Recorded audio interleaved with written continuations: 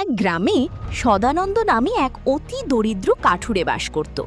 সে সারা দিন বনে কাঠ কেটে যা পেত তা দিয়েই কোনো মতে একবেলা খেয়ে জীবন কাটাত।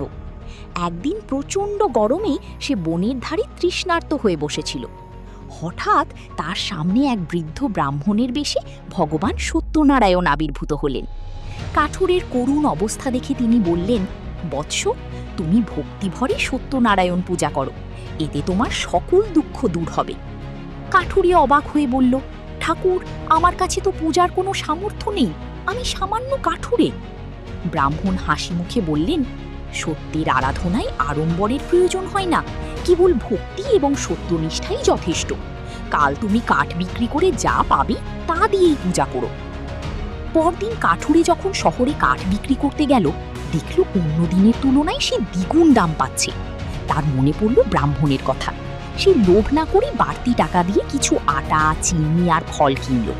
বাড়িতে ফিরে অতি সাধারণভাবে সে পূজা করল এবং প্রসাদ সবার মাঝে বিলিয়ে দিল। কিছুদিনের মধ্যেই তার অভাব দূর হলো।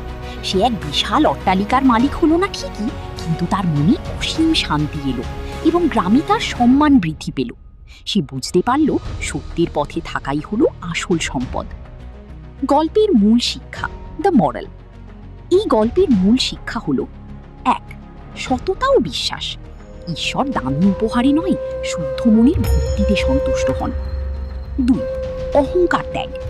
সম্পদ বা সাফল্য আসার পর অনেক সময় মানুষ সত্যের পথ ভুলে যায়, যা ধ্বংসের কারণ হতে পারে। ৩.